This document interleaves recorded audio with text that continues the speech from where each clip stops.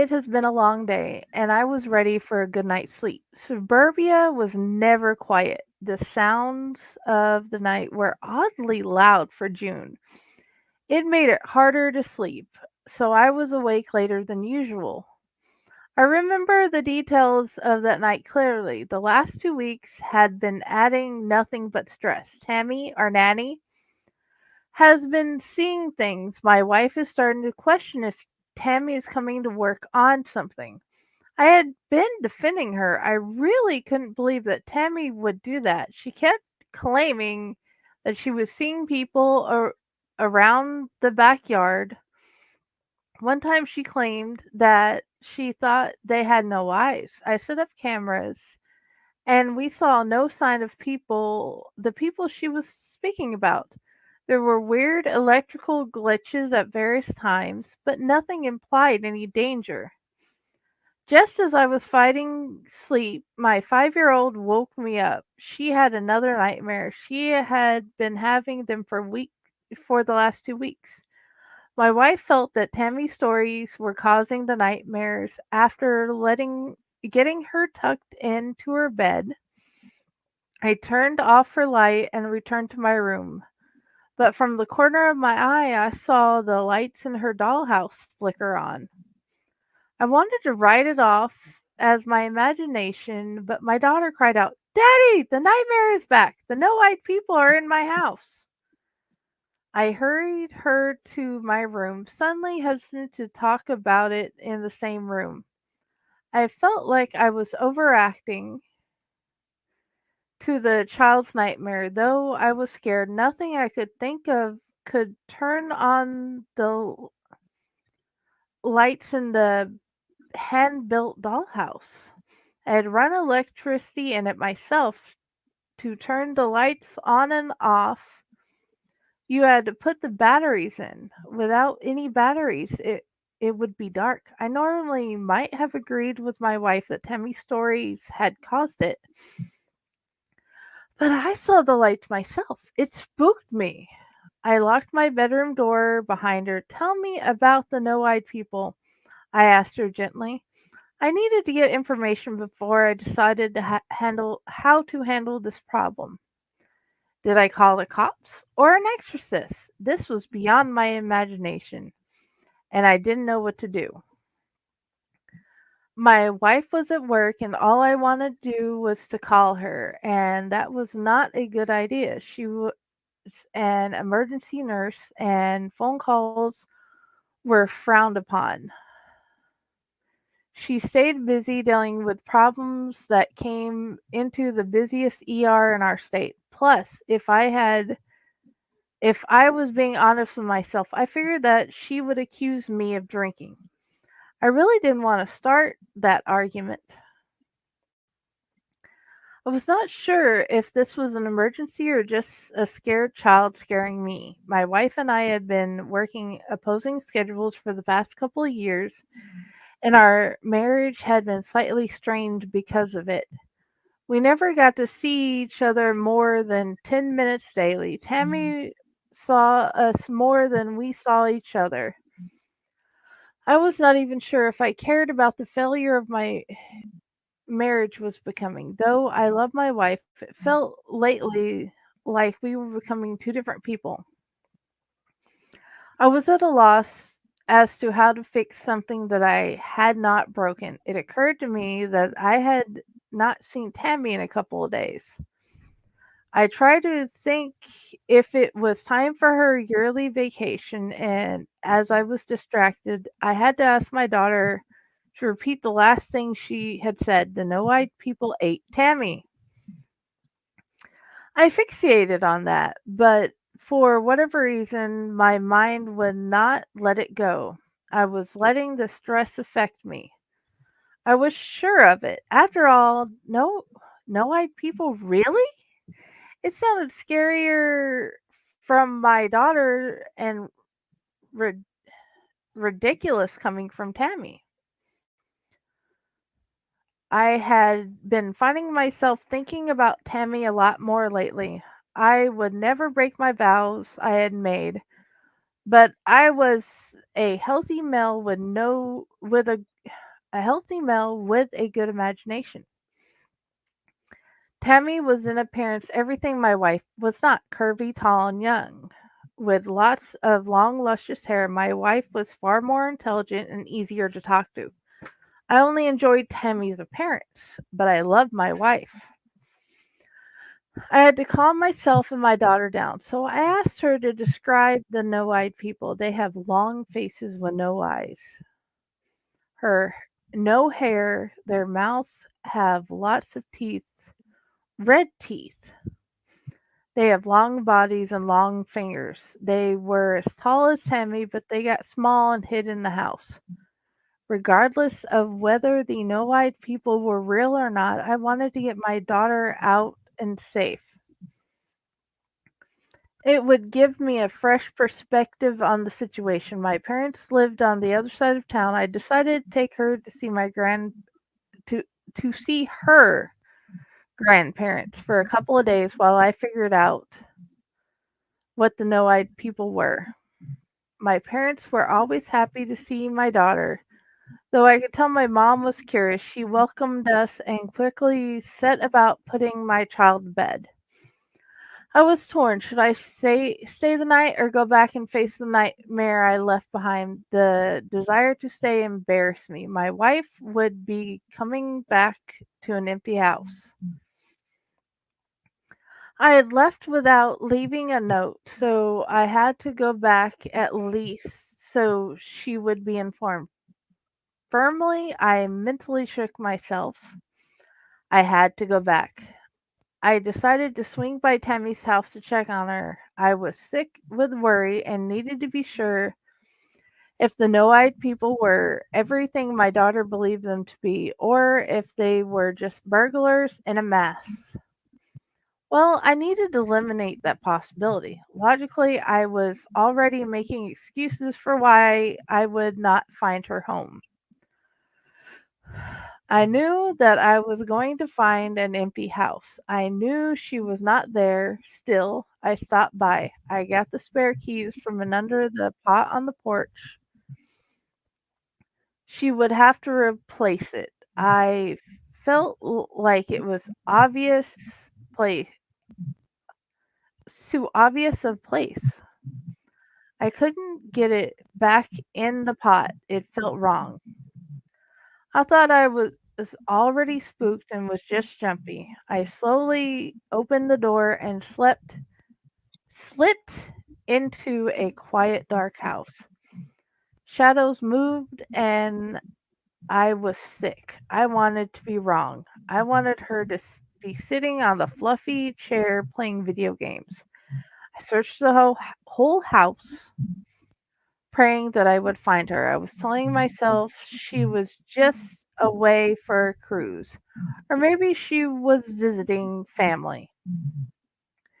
Anything else than the idea that no eyed people ate her. I looked at the door behind me. I could begin to explain why. I couldn't begin to explain why. I was sick and dragged myself to the car. The clock in the dash read 2:15. How was it so early? I swear time was standing still, and I had taken my daughter from our house around midnight, and I could swear I had stayed there for hours.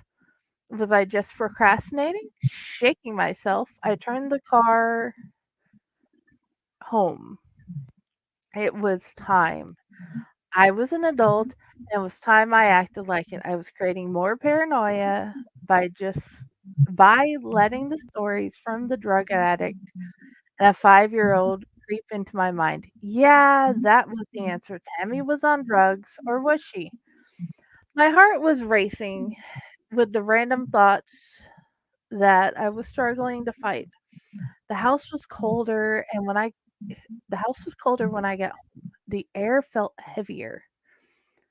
I don't know what was happening, but I moved mechanically to her bedroom. The lights were still on in the dollhouse. I turned on the room's light. I noticed the sound that I ignored before. I realized I had been ignoring it because I was afraid. There was a faint sobbing coming from the dollhouse. Swallowing my fear, I called out. My voice broke. Hello?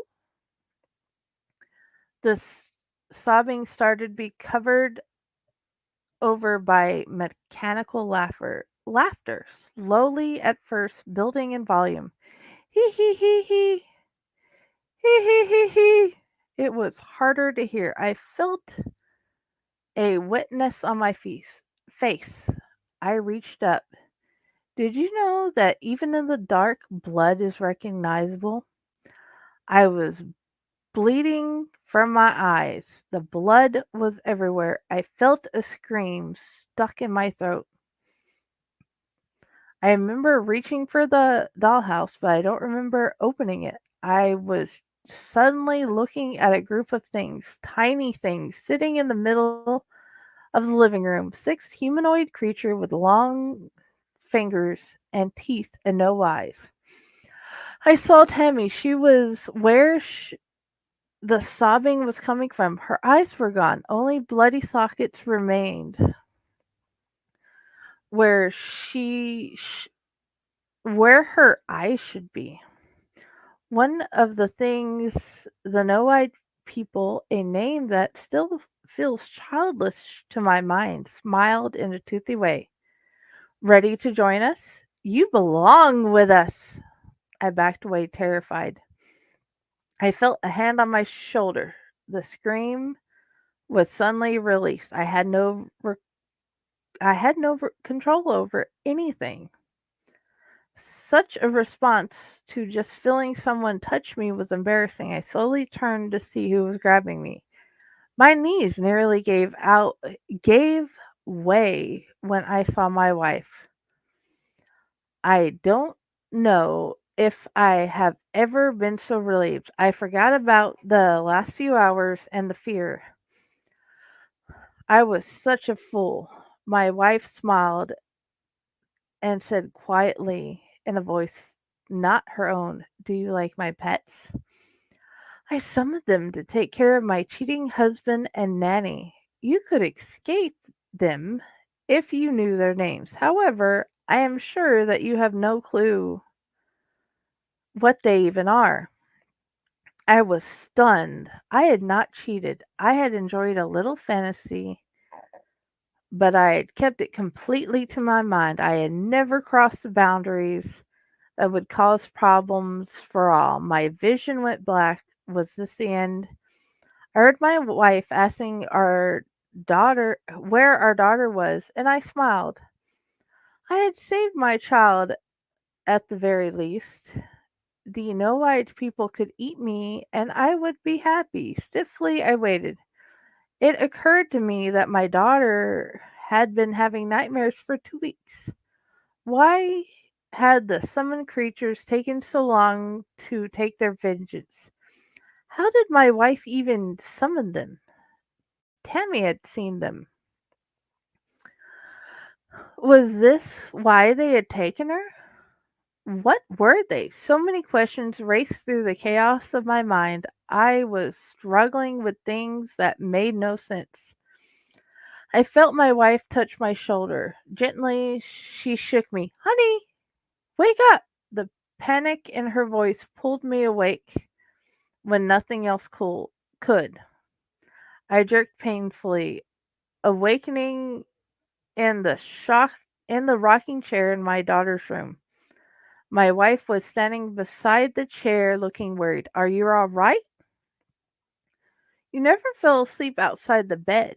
It took me a minute to look around the room, each thing etching itself in my memory. From the daisy curtains that my daughter loved flapping around the open window to the toys scattered across the floor. It was as though I was trying to feel attached to a world no longer solid. Gingerly, I reached up to feel my face. I could see again. My mind was quiet, dry as bone. No witness, no gaping hole. I looked around to find my daughter sleeping so sweetly. I shook my head. I think I was just extra tired and had a weird dream. I should be fine now. My wife sighed. Well, come to bed. I was worried when I got home and you weren't in our room. It's not terribly long until time you go back to work. Apologizing, I stood up. I followed her to the door. I hesitated with my eyes resting on the light switch. I turned the thing off. In the corner of my eye, I saw the little light of the dollhouse turn on. That was my last memory of my family. I have been looking for a way to return to my wife and child ever since. I feel the color has been stolen from my life.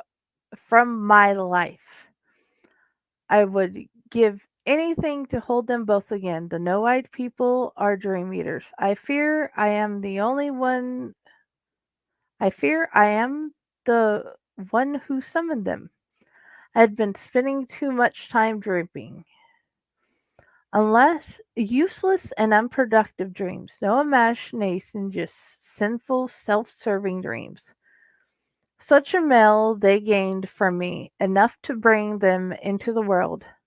So they stole from me the only dreams worth having, my family. I am not crazy, they exist. They are coming to steal all the dreams worth having from this world. I still do not know their names. I have looked at every supernatural text I could find. Nothing. The rooms of my house are empty as they were never filled. A single man had no need for toys or daisy curtains. With no wife, I only needed a twin bed. I had, according to everyone around me, lived alone the whole time. I tried to ask my neighbors, hoping that someone else had been seen. I sought out Tammy to see if she had heard from my wife and child. She acted as though she did not know who I was. She ran away from me, frightened that I was some creep trying to hurt her. My parents didn't remember my family. My mother looks at me filled with looks at me with eyes filled with pity. I was beginning to think I am losing my mind until the morning when I was cleaning the attic. I still think that I should burn it. Sitting in the attic, somehow pristine, is the damned dollhouse. No batteries, and the light is still on.